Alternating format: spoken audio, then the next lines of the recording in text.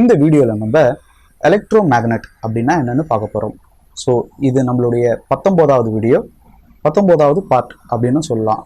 So இந்த வீடியோவுக்கு முன்னாடி நம்ம இண்டக்ஷன் அப்படின்னா என்னென்னு ஒரு வீடியோ பார்த்தோம். அந்த வீடியோவை பார்க்காதவங்க பார்த்துருங்க, அப்போ தான் இந்த வீடியோ உங்களுக்கு தெளிவாக புரியும். ஸோ இப்போ நம்ம எலக்ட்ரோ மேக்னெட் அப்படின்னா என்னென்னு பார்ப்போம். ஸோ எலக்ட்ரோ மேக்னெட் அப்படின்னா என்னென்னு பார்க்கறதுக்கு முன்னாடி நான் சின்னதாக உங்களுக்கு ஒரு டயக்ராம் காட்ட விரும்புகிறேன். அந்த டயக்ராமை பார்த்துட்டு நம்ம எலக்ட்ரோ மேக்னெட் கதைக்குள்ளே போகலாம். இந்த ரோட்லலாம் பார்த்தீங்கன்னா பலூன் விற்றுட்டு வருவாங்க. இந்த ஆப்பிள் பலூண்டு, ஹார்ட் பலூன், அந்த மாதிரிலாம் பலூன் விற்றுட்டு வருவாங்க. அதில் கைப்பிடிக்கு ஒரு பலூன் ஒன்று வச்சுருப்பாங்க, நீங்கள் பார்த்துருப்பீங்க. நீட்டாக இருக்கும் அந்த பலூன். நான் அந்த பலூனை தான் எடுத்து அதுக்குள்ளே ஒரு கம்பியை சொருகி வச்சுருக்கேன்.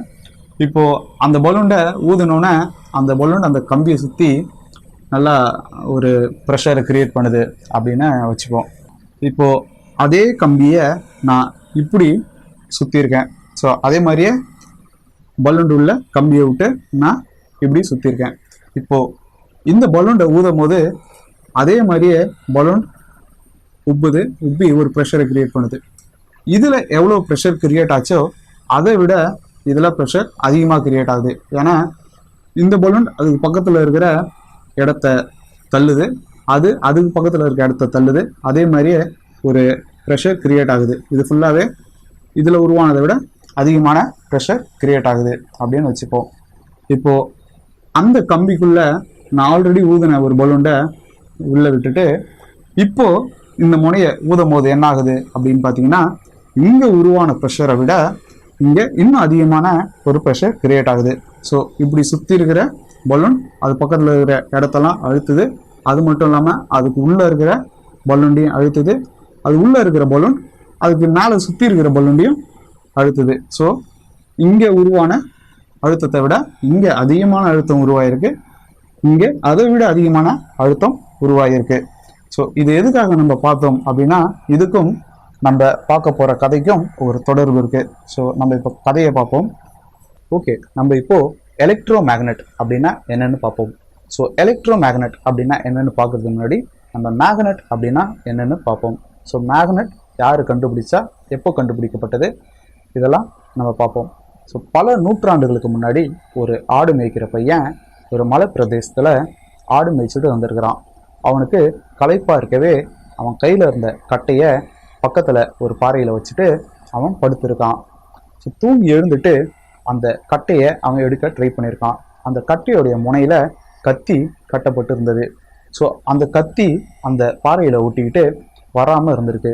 அந்த கட்டையை அவன் இழுத்து பார்த்துட்டு அவன் பயந்து போய் ஊருக்குள்ளே ஓடி போய் அந்த பாறையில் பேய் இருக்குது, அந்த பேய் என்னுடைய கட்டையை பிடிச்சிக்கிட்டு விடமாட்டேங்குது அப்படின்ற மாதிரி சொல்லியிருக்கான்.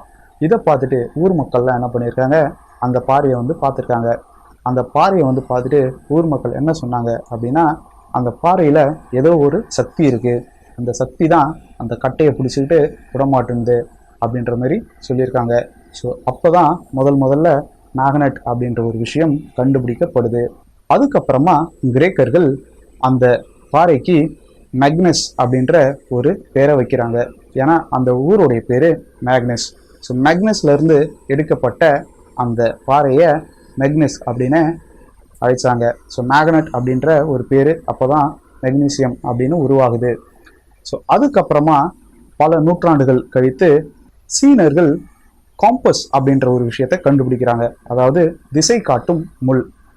ஸோ கப்பலில் பயணிக்கிறதுக்கு அந்த திசை காட்டும் முள் பயன்படுத்தப்பட்டது. ஸோ அது வடக்கு திசையே காட்டும். ஸோ அப்படி ஒரு காம்பஸை சீனர்கள் பயன்படுத்துகிறாங்க. ஒரு தடவை கப்பலில் போயிட்டு இருக்கும்போது கப்பலில் இடி தாக்கவே அந்த திசை காட்டும் முள் வெவ்வேறு திசையை மாறி மாறி காட்டியிருக்கு. அது எதனால் அப்படின்றது அவங்களுக்கு சரியாக புரியலை. ஸோ இதை ஒரு குறிப்பிட்டு வைக்கிறாங்க. அதாவது இடி தாக்கும்போது திசை காட்டும் முள் வெவ்வேறு திசையில் மாறி சுத்தம் அப்படின்ற மாதிரி எழுதி வைக்கிறாங்க. அதுக்கப்புறமா 1820ஆம் ஆண்டு ஹான்ஸ் கிறிஸ்டியன் ஹாஸ்டட் அப்படின்ற ஒரு ஆசிரியர் தன்னுடைய மாணவர்களுக்கு பாடம் எடுத்துகிட்டு இருக்காரு. ஸோ அவர் ஒரு டெமான்ஸ்ட்ரேஷன் பண்ணி காட்டுறாரு. அதாவது பேட்டரியில் பிளாட்டினம் ஃபிலமெண்ட்டை கனெக்ட் பண்ணும்போது அது ஒளிருது அப்படின்ற ஒரு டெமான்ஸ்ட்ரேஷனை பசங்களுக்கு பண்ணி காட்டுறாரு. ஸோ அந்த டெமான்ஸ்ட்ரேஷன் அவர் பண்ணிட்டு இருக்கும்போது அந்த ஃபிலமெண்ட்டுக்கு பக்கத்தில் ஒரு காம்பஸ் இருந்திருக்கு. நம்ம முன்ன பார்த்தோம் இல்லைங்களா, கப்பலில் திசை காட்டுவதற்காக பயன்படுத்துகிற கருவி, அந்த காம்பஸ் இருந்திருக்கு. அந்த காம்பஸ் திடீர்னு வேறு திசையை காட்டுறத அவர் நோட் பண்ணுறாரு. ஸோ ஃபிலமெண்ட்டில் கரண்ட் பாஸ் ஆகும்போது அந்த காம்பஸ் வேறு திசையை காட்டுது. ஸோ இதை அவர் அப்படியே மைண்டில் வச்சுட்டு ஒரு 3 மாதங்கள் அதை பற்றின ஆராய்ச்சியை பண்ணுறாரு. இது ஏன் எப்படி வேறு திசையை காட்டுனுச்சு அப்படின்னு. அப்போது அவருக்கு ஒரு விஷயம் புரிய வருது. அது என்னன்னா, கரண்ட் எங்கெல்லாம் உருவாகுதோ அங்கெல்லாம் ஒரு மேக்னெட்டிக் ஃபீல்ட் கிரியேட் ஆகும் அப்படின்னு அவர் கண்டுபிடிக்கிறாரு. அதுக்கு அவர் ஒரு லா எழுதுறாரு, ரைட் ஹேண்ட் லா அப்படின்னு சொல்லி. அதுக்கப்புறமா ஆம்பியர் அப்படின்றவர் இது பற்றின ஆராய்ச்சியில் இறங்குறாரு. ஸோ ஒரு கண்டக்டரில் கரண்ட் பாஸ் ஆகும்போது அதில் மேக்னெட்டிக் ஃபீல்டு கிரியேட் ஆகும் அப்படின்றது எல்லாத்துக்குமே தெரியும். ஆனால் இவர் என்ன பண்ணுறாரு அப்படின்னா, ஒரு கம்பி எடுத்து சுருள் வடிவத்தில் சுழற்றுறாரு. அப்படி சுழற்றின அந்த கம்பியில் கரண்ட்டை செலுத்தும் போது அதில் மேக்னெட்டிக் ஃபீல்டு அதிகமாக கிரியேட் ஆகுது அப்படின்றத கண்டுபிடிக்கிறாரு. ஸோ இவர் 2 லா எழுதுறாரு. ஸோ சர்க்கியூட்டல் லா, சாலினாய்டு லா அப்படின்னு 2 லா எழுதுறாரு. அந்த சாலினாய்டு லாவில் தான் அவர் இந்த சுருள் வடிவத்தில் கம்பியை சுழட்டும் போது அதில் அதிகப்படியான மேக்னெட்டிக் ஃபீல்ட் கிரியேட் ஆகுது அப்படின்னு சொல்கிறாரு. அதுக்கப்புறமா 1824ஆம் ஆண்டு வில்லியம் ஸ்ட்ரூஜன் அப்படின்ற ஒரு ஆராய்ச்சியாளர் இந்த சுருள் கம்பிக்கு நடுவில் காந்தத்தால் இழுக்கப்படுற ஒரு பொருளை செலுத்தும் போது அதில் இன்னும் அதிகப்படியான மேக்னெட்டிக் ஃபீல்டு கிரியேட் ஆகுது அப்படின்னு கண்டுபிடிக்கிறாரு. ஸோ அவர் ஒரு டிவைஸ் செய்கிறாரு.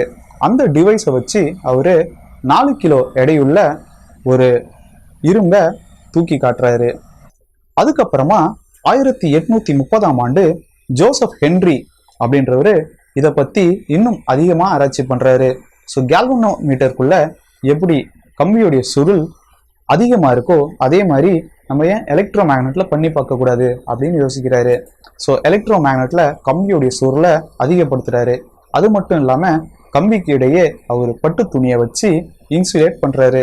ஸோ இன்சுலேட்டட் ஒயரை முதல்ல இவர் தான் பண்ணது அப்படின்னு சொல்லப்படுது.